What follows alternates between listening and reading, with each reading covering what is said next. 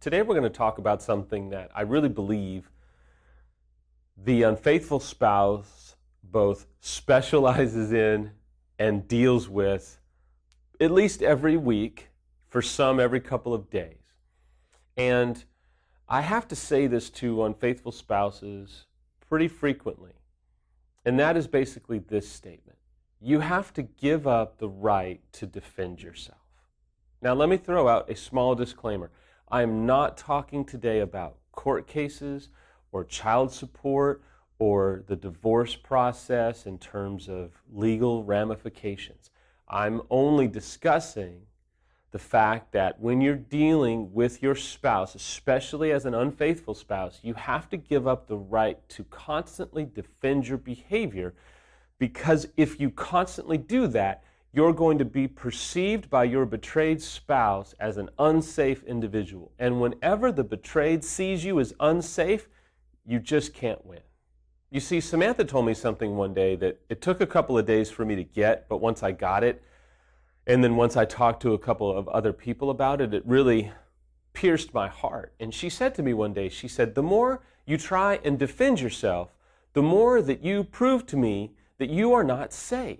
Because you constantly want to defend your actions. You're trying to make me feel safe, but you're only reinforcing how unsafe you are. And I hated when she said that to me. And as I thought about it for a couple of days, she was absolutely right. Because see, here's what happens, especially as an unfaithful spouse. This is what we do. We listen to our betrayed spouse maybe go on this, little discussion. Some of you may say tangent, whatever, but you have this discussion, and we, the unfaithful, find about 5 or 10 or maybe 15% that's not true. Now the other 70, 80, whatever percent is true, but we find that little 10, 15%, and we say, yeah, I get it, but let me talk to you about this. We do that for several reasons. We want to be right. We want to defend ourselves. We've still got some pride. We've got defensiveness. We're trying to somehow salvage some sense of self-respect in our own eyes. There's numbers of reasons why we take this little percent and we want to use that to show them how wrong they are, because we are dealing with issues of self-hatred.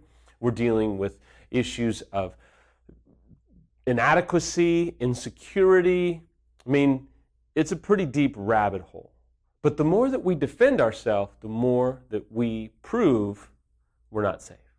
Now I can hear the unfaithfuls pounding on their computer, their desk, or their phone saying, but Samuel, he or she is saying all these things that are just not true. I get it. I understand. My submission to you is to allow the betrayed to share their fears, their concerns, their worries, maybe even their accusations or what have you, and not defend yourself. And simply say something along these lines. You know what? I don't want to try and defend myself. I just want to try and get healthy. What do you need from me right now? And there may be the comment that says, I need you to admit to all these things. And you may have to say, well, here's what I absolutely will admit to. I admit to all these things. There's some things over here I don't know. I'm willing to get an expert's opinion or what have you. I don't necessarily feel like that's necessarily 100% truth, but that doesn't matter. That's your perception, and I want you to feel validated in your perception. I really just want to get healthy, and I want to get expert help. You see, you have to commit to the process instead of fighting with any little moment of self-preservation that you can maintain.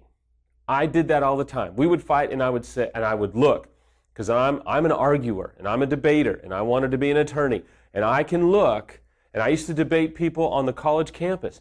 I would find that little moment and go, you know what, that all may be true, but let me tell you about this one point, and let me tell you how wrong you are, that you think I'm this. This just reveals to me how judgmental and critical, and so we would get, oh yes, and I know some of you were like, whoa, Samuel, yes, It's venomous. When you get into that point where you want to defend this little tiny percentage in comparison to all the other stuff that is true, you are creating in the heart of the betrayed suspicion and doubt and even more distrust because you won't own the things that you need to own. See, what I'm talking to you about today is called heroic safety, because this is pretty heroic in the unfaithful's mind to be courageous enough to do this, to be able to say, I am those things, and I want to get help. I want to do whatever it takes to get help. Well, what about these things? I don't know. I don't see them, but I'm not saying you're wrong. I just don't see them, but I'm open to learning more about those things.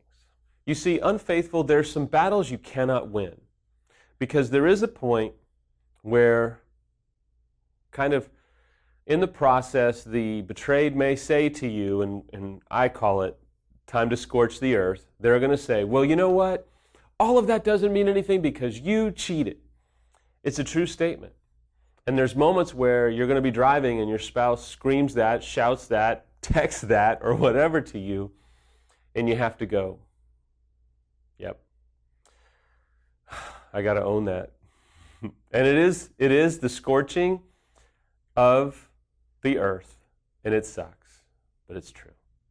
I would encourage you when that happens to just own it, because at that point, it's typically because the betrayed is not feeling heard or validated. And is it right? Not necessarily, but is it what they're doing out of a defense mechanism to protect them because they don't feel validated, they don't feel like you're hearing them, and they don't feel safe, so they're going to go, boom, just to remind you, you cheated. I'm not judging the betrayed, I'm just explaining the behavior. So what do? Samuel, okay, I don't want to defend myself. What do? I can't own things that are not true. Well, here's what you can do. You can own what you need to own. And you can embrace the fact that your betrayed spouse is hurt and not feeling safe. And they need a safe place for their anger. So when they can share with you their anger and even kind of get angry and vocal and intense, and you are able to say, man, I get it. Like, that makes sense. Yeah, I understand. Okay. Or maybe even taking notes, not furiously in defense, but just, okay, yeah, all right, that makes sense. Okay. And then you say, is there anything else? Or whatever, and you're not being condescending. That's going to create safety. We were at the EMS weekend early on, and I just couldn't grab hold of some things that Samantha was saying. And so in the middle of everybody, we got into kind of this big exchange, and then this other woman said, well, Samuel, have you ever thought that when you do this, she feels like this? And I said, is that what you feel? And she said, yes. And I said, well, that sucks, and I don't want you to feel that way. And I didn't think that that's what you felt. And I want to do whatever I can to change that. And the whole room was dead silent. And Samantha started to tear up. And I remember Rick went, Samantha, what's wrong? And she said through tears, I don't want to try and recreate it, but she said, I've been waiting for that for 4 months. And I can't believe, and she just fell apart in gratitude and elation that I finally heard her. The second story is from actually not too long ago. We were in a very heated fight about some parenting issues with our youngest. It was getting pretty animated because we both felt very strongly about what road to take for some consequences, for some bad grades, and I'll just leave it at that. And so there came a point where I noticed she was getting angrier, and finally, because I'm so brilliant, finally I was like, ooh, this is not going to go well. And I literally was like, what's the best thing? And I remembered inside, and I went, okay, here we go. And so finally she kind of stopped talking, and I said, yeah, I get that. That makes sense. And I just got silent. And she was like, you get what I'm saying? I said, yeah, because that probably makes you feel boom, boom, boom. Yes, yes. And I said, and you're probably upset because of you think that I'm saying this. And she's like, yeah. And I'm like, okay. And you could tell she was like, let's fight some more. And I said, I'm sorry, that's not what I mean. She was like, okay. And you could feel the tension in the booth in this restaurant absolutely decompressed by 1,000,000 degrees. So today, I just want to challenge you. Don't constantly try and defend yourself, unfaithful. You can't win. Because eventually, the scorched earth is going to come. And yes, I know it's painful to hear that, but if they don't feel safe and if they don't feel validated, or they are flooding out of their mind, that's going to come. Eventually, you'll be okay with the scorching of the earth, and you'll say, yeah, that's right. I know. And you'll look your spouse or your partner right into the eye, and you'll be fine. And you'll say, I'm okay.